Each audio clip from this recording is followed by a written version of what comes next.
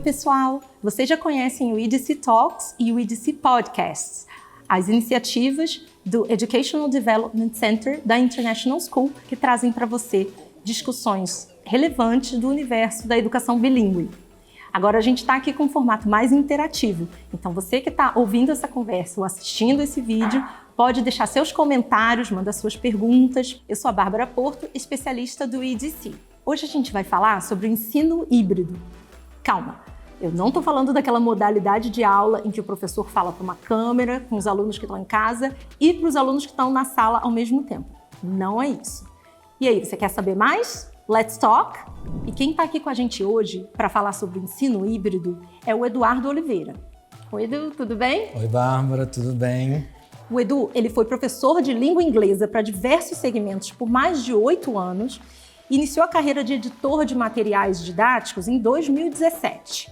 Ele adquiriu noções de negócio, de administração de editoras no MBA de edição de materiais didáticos e sistemas de ensino pela Casa Educação. Aqui na International School, ele atua como coordenador de produto. Edu, conta pra gente um pouquinho, o que faz aqui na IES um coordenador de produto? Bom, Bárbara, a maior responsabilidade do coordenador de produto é gerenciar todos os projetos que tem dentro do editorial. Então, desde o ensino infantil até o ensino médio, todo o material didático que a gente prepara, incluindo a concepção dos materiais digitais também, são concebidos dentro da área de produto. E eu, como coordenador, faço o papel de coordenar os projetos, estar atento ao mercado, às exigências do mercado e também rodar todos os processos de melhoria contínua de produto e processo dentro da área. Nossa, que legal, Edu! Edu, a gente está aqui hoje então para falar de ensino híbrido, né? Sim. E esse é um tema que muita gente ouve falar, já conhece um pouco, mas ainda tem muita dúvida, algumas crenças, algumas perguntas. Então, para a gente começar, como é que a gente poderia definir ensino híbrido? Dá uma definição assim pra gente. Bom, se a gente entrar no Google, e procurar a definição de ensino híbrido, Bárbara, a gente vai achar que é a mescla de atividades presenciais e atividades online. Esse é o conceito básico do ensino híbrido, mas tem muito mais, O ensino híbrido é muito amplo. A gente tem os modelos sustentados e os disruptivos. Os modelos sustentados é onde a presença do professor se faz maior. E nos modelos disruptivos, geralmente voltados para o ensino superior, o professor já passa mais para o backstage, digamos assim, e o aluno, com muito mais autonomia, trabalha mais independentemente. Assim, Edu, a gente preparou aqui, como eu falei, tem muita gente que já ouviu falar, conhece um pouquinho, tem algumas dúvidas. Então, a gente trouxe algumas frases, algumas afirmações. Eu queria ler aqui para você e eu queria que você me dissesse se elas são verdadeiras ou falsas. Ok. Fato ou fake? Vamos lá? Vamos. Vamos lá, Edu. O ensino híbrido surgiu com a necessidade de aulas remotas devido à pandemia de Covid-19. Fato ou fake? Fake, Bárbara. A gente não pode confundir ensino híbrido com ensino remoto emergencial. O ensino remoto emergencial, sim, foi fruto da pandemia, onde as escolas se viram de portas fechadas, obrigatoriamente, os alunos em casa, e para dar continuidade ao processo de ensino-aprendizagem, tiveram diversos modelos de ensino, videoaula ou por próprio WhatsApp, tinham professores fazendo aula por TikTok, WhatsApp, diversas ferramentas. O ensino híbrido, o conceito surgiu nos anos 60 com a popularização dos computadores. Então, aqueles computadores que antes ocupavam uma sala inteira da NASA começaram a ocupar espaços menores. E por conta disso, o ensino usando esses computadores também se tornou mais popular. Ao longo das décadas, tiveram aí diversas ferramentas que surgiram, até mesmo o Telecurso 2000, que eram aulas pela televisão, onde o aluno tinha o material impresso, mas também tinham aquelas aulas. Então, isso também é considerado ensino híbrido, obviamente, adaptado à época. Hoje a gente conta com diversas ferramentas para que esse ensino híbrido seja otimizado, né? E seja possível dentro das escolas, no conceito que eu falei anteriormente, né? A alternância de aulas online com aulas presenciais. Legal. Isso tem um pouco a ver com essa próxima pergunta, então. Agora que as aulas presenciais voltaram, não precisamos mais nos preocupar com o ensino híbrido. É fato ou fake? Fake, Bárbara. Também é fake. Tem um estudo recente de 2021, o nome do estudo é Nova Realidade da Educação. Esse estudo foi encomendado ao Instituto Toluna pelo Grupo Globo e nesse estudo indica que 73% dos alunos acreditam que o ensino híbrido será o modelo de educação do futuro. Então, a gente olhando aí pela ótica dos alunos, o valor que eles veem na tecnologia. E depois que a gente tem o gostinho da tecnologia dentro da sala de aula, é difícil a gente tirar. A conectividade hoje no mundo cada vez mais globalizado é muito grande, né? E todo dia a evolução da tecnologia aumenta cada vez mais. Então a gente tem que correr atrás e tem que aproveitar essa evolução da tecnologia e trazer o ensino para essa luz do digital, do online, da conectividade em geral. E a próxima, Edu, essa é polêmica, hein? Vamos lá. O professor perde espaço e é desvalorizado com o ensino híbrido? Esse é fato ou fake, Edu? Fake, Bárbara. Também é fake. O professor não perde espaço, ele muda o seu papel com o ensino híbrido. E como assim muda o papel? Aquele professor de um ensino tradicional, conteudista, a gente muda o foco do processo de ensino. Olhando do ponto de vista do professor, ele passa a ser um curador de conteúdo e um mediador, ou seja, um facilitador da aprendizagem do aluno. Então, ele é o responsável por mediar esse aprendizado do aluno, orientar quais são as trilhas de aprendizagem adaptáveis para o aprendizado do aluno e também prover feedback para que os alunos se situem na trilha prevista para o aprendizado deles. Ótimo. E também conectado com isso, então eu acho que a gente já sabe a resposta, mas vamos lá. No ensino híbrido, o trabalho do professor é menor. Será que isso é fato ou fake, Edu? Também é fake, Bárbara. Sabia, mas explica pra gente por quê. Bom, não é menor. No ensino híbrido, quando a gente fala de alternância de aulas presenciais e online, a programação, o planejamento de aulas do professor se faz muito mais importante. Quando a gente vai medir o aprendizado do aluno nesses dois modelos de aula, né, seja no online, seja no presencial, o professor tem que estar atento e consciente do que o aluno está produzindo. Seja ele no modelo presencial, onde a interação é muito mais fácil, o professor está presente e está olhando o que o aluno está produzindo, mas também no modo digital, que muitas vezes o aluno age de modo independente. Então, o professor tem que olhar também o que o aluno está produzindo, de novo, dando feedback para que os alunos possam percorrer a trilha de aprendizagem. Então, não diria que é menor, ele é diferente, né? Então, o professor vai precisar se planejar adequadamente, vai precisar coletar feedback e também condensar os feedbacks a serem passados para os alunos e promover essa interação entre os alunos. Parece que requer uma adaptação que no início pode ser desafiadora, né?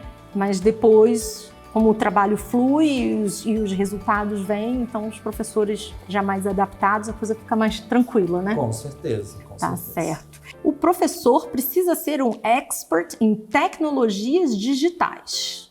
Mais uma vez, é fato ou é fake?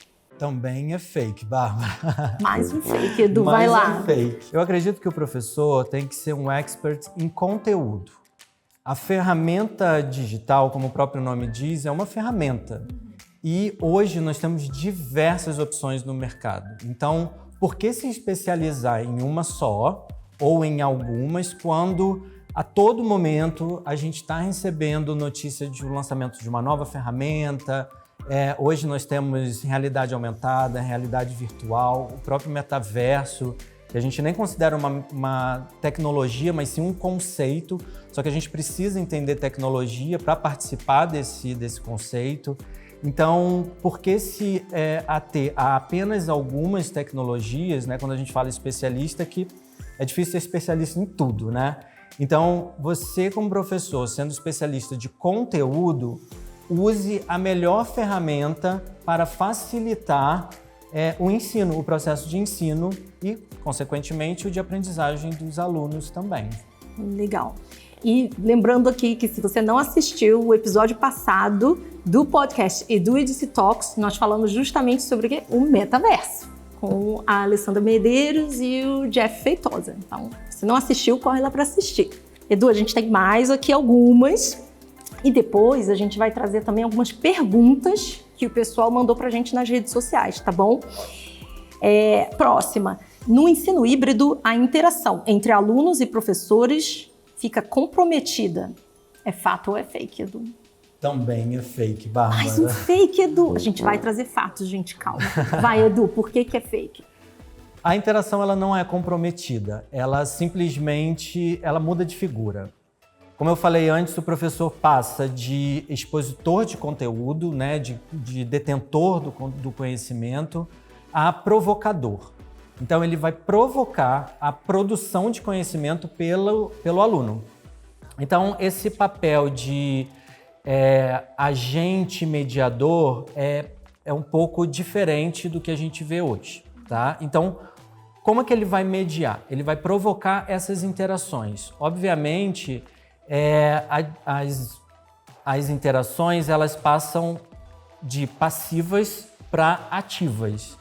Então, o aluno vai ser agente do próprio conhecimento. Como assim? O aluno vai captar informação, processar. Como é que ele processa isso? Debatendo com os amigos, pesquisando na internet, pesquisando em sua comunidade ou na sociedade em que vive e transformando isso em conhecimento. Então, essa interação de receptor de conteúdo e apenas executor de uma atividade, ela muda, né? Então, a colaboração, todas as competências que a gente já conhece da BNCC, elas são muito mais ressaltadas. Então, colaboração, criatividade, a própria curiosidade no tema. Então, isso passa a ter um outro olhar. Parece que tem uma mudança aí no papel do professor, mas também no papel do aluno, né? Sim, com certeza, com certeza. Então vamos para a próxima, Edu. O ensino híbrido, bem feito, pode ajudar a desenvolver a autonomia dos estudantes. Essa é fato ou é fake? Essa é fato, Bárbara. Fato! É Fato, Edu. Vamos lá. Sim, na verdade, a autonomia do estudante é a alma do ensino híbrido. Quando a gente fala de aulas online, o foco dessa aula é desenvolver essa autonomia no aluno, como eu falei anteriormente, para ser o agente de seu próprio conhecimento. Então, em vez de ter apenas uma fonte de conhecimento, como no ensino tradicional era o professor ou o próprio livro didático, hoje o aluno consegue captar diversas fontes de informação. Então, obviamente, com essas fontes de informação, vão ser processadas e serem transformadas em conhecimento. Então, essa autonomia ela é individualizada, porque um aluno não é igual ao outro. O processo de aprendizagem de um aluno pode ser diferente do outro e tudo bem, a gente tem que respeitar isso nos alunos. Então, o ensino híbrido vem valorizar essa individualização do aprendizado. Muito bom. E essa próxima aqui é a última dessa série de frases, tá? Edu, é preciso investimento por parte da gestão escolar, indo além da adoção de um material específico ou da presença de computadores em sala de aula. Essa é fato ou é fake? Sim, Bárbara, é fato. É necessário, sim, um investimento em infraestrutura. Como a gente está falando de tecnologias digitais, tem alguns requisitos básicos para se implementar dentro da sala de aula. Com o ensino híbrido e também fazer o aproveitamento dessas tecnologias, até mesmo para facilitar o processo de ensino-aprendizagem, um projetor pode ser necessário, um compartilhamento de vídeo pode ser mais presente na aula. Então, essas ferramentas são necessárias para que o ensino híbrido se torne mais eficaz. Como eu falei anteriormente, o professor precisa acompanhar a educação do aluno.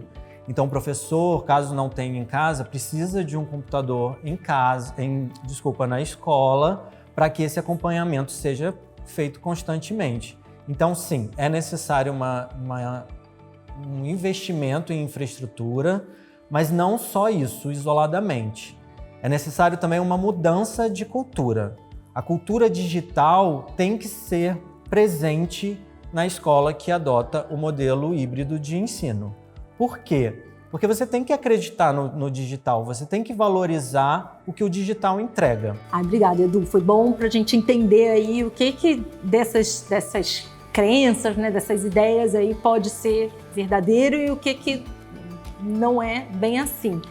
Mas eu tenho mais do que umas perguntas para você. Eu queria saber quais são. Então, a gente já viu, né, a importância, a relevância do investimento no ensino híbrido. Mas quais são, nesse momento, os desafios para uma implementação e ampliação do ensino híbrido, tá? Especialmente aqui no Brasil? E também, se você podia falar um pouquinho do panorama do ensino híbrido. Então, o que você vê aí para, né, o futuro próximo? Você fala um pouquinho para a gente? Claro. Bom, os desafios, falando de Brasil, né, é justamente o recorte de escola pública que a gente tem. Cerca de 80% dos alunos de escolas no Brasil são de escolas públicas, né? Só que os investimentos são muito menores. Então, esse recorte, obviamente, a maioria aí fica bem prejudicada quando a gente fala de investimentos em infraestrutura digital e tecnológica. Eu acho que é um caminho, né? A gente sempre costuma falar que tem uma diferença de futuro da educação e educação do futuro. O futuro da educação é o uso de tecnologia, eu não diria nem futuro, isso é o presente já em muitas escolas. Só que para isso, para a gente escalar nível Brasil, precisa sim de um investimento que, infelizmente, hoje a gente ainda não tem. Nós conseguimos sim criar políticas públicas para que isso seja feito, e eu acredito que o ensino híbrido esteja no futuro da educação. Quanto ao panorama agora, né, de ensino híbrido, já tem alguns movimentos feitos no mundo quanto a essa importância do digital, tanto para o ensino quanto para as competências também tecnológicas, competências digitais que todo cidadão deverá ter para o século XXI. Na Europa, desde janeiro de 2021, foi implementado o Plano de Ação para a Educação Digital. O que esse plano de ação traz? Exatamente esse desenvolvimento mais acelerado de competências digitais para que todos os cidadãos que estão em idade escolar tenham acesso ao digital. Então, isso daí é um retrato da importância que o mundo está aplicando, aí, que está dando ao ensino híbrido. Então, por que não trazer isso para o Brasil e também desenvolver essas competências digitais? Porque quando a gente fala de aluno, né, a gente também não pode colocar só no retrato Brasil, mas tornar esse aluno como cidadão global. Então, isso é muito importante. Envolve planejamento, né, Edu? A gente já conversou sobre esse plano, né, de ação e você vê como tem várias instituições e governos e entidades diferentes discutindo e planejando, né, juntas. Exatamente. Né? Mas, Edu, agora a gente vai trazer algumas perguntas que o pessoal deixou nas redes sociais. E lembrando, se você também tiver perguntas, você pode deixar aqui nos comentários pra gente, tá? para a gente responder. A Roberta Oliveira, professora de ensino bilíngue lá de São Luís, no Maranhão, mandou a seguinte pergunta: qual é o papel das famílias nas aulas que não têm a mediação do professor no ensino híbrido? Como as famílias podem apoiar os alunos e, ao mesmo tempo, estimular a autonomia das crianças e adolescentes? Boa pergunta, Roberta. Boa pergunta. E aí, Edu? Eu tenho até uma historinha para contar antes de responder essa pergunta. Eu, quando estava na 5ª série, eu lembro que o meu pai chegou e falou assim: Eduardo, você tem que decorar as fórmulas matemáticas porque você não pode carregar uma calculadora no bolso. Uhum. E hoje a gente tem um celular. É verdade. Né? Então, a gente precisa mudar esse paradigma assim, também do processo de ensino. O processo de ensino de hoje, ele tem que ser visto de forma diferente do processo de ensino de antes, né, de tempos anteriores. Então, qual o papel da família? Exatamente incentivar todas as formas de aprendizado que o aluno pode ter. Seja ele com um celular, seja ele com um laptop, seja ele na internet, tudo é um canal de informação. E é preciso que isso seja estimulado na criança e no adolescente, aprendendo, né, todos os conteúdos, enfim, para que isso seja parte do mundo em que vive, né? Então, eu acho que esse papel é fundamental, o estímulo ao acesso a canais de informação. Fundamental, né? Essa participação da família, como foi naquele período do ensino emergencial, né, remoto, e continua sendo, né? Sim. Mais uma pergunta sobre essas aulas mediadas e não mediadas. Agora, do João Castilho, ele é coordenador de um programa bilíngue lá em Porto Alegre. Quais são as principais diferenças entre as aulas mediadas e aquelas que não contam com a mediação direta do professor? E como os conteúdos se complementam? Boa pergunta. Boa pergunta. Bom, no modelo híbrido, falando de modelo híbrido, tirando o recorte de aula presencial, quando a gente fala que tem a mediação do professor, falei anteriormente que o professor tem que ser o orientador, o facilitador da absorção de conteúdo do aluno. Então, por meio das ferramentas, o aluno vai ter acesso à informação. Só que como construir isso, tornar isso conhecimento? É exatamente essa construção que o professor vai auxiliar. Então, promover debates em sala de aula, discussões, fornecer outras fontes de informação, prover feedback, coletar feedback. Isso é muito importante dentro da sala de aula. Quando não há mediação direta do professor, e aí quando eu falo que não há mediação direta, é porque há mediação direta, é uma mediação.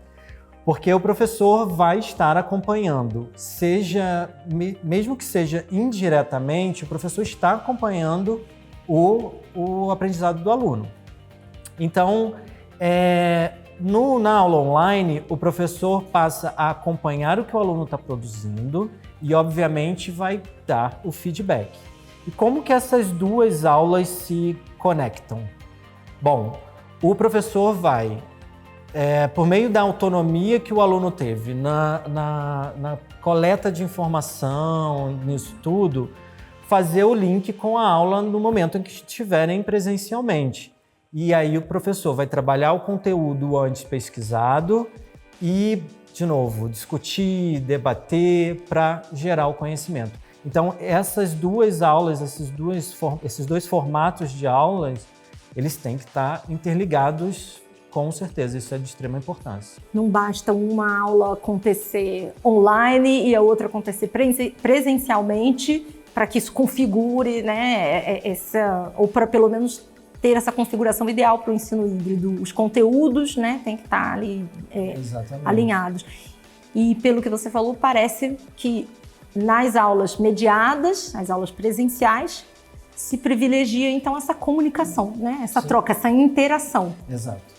Tá certo. A interação é mais direta, né? Na ferramenta digital, o aluno é, como a gente fala, né, autônomo, ele vai buscar por si próprio. Isso nada impede dele fazer uma pesquisa em grupo, mas a responsabilidade é maior do aluno na aula online.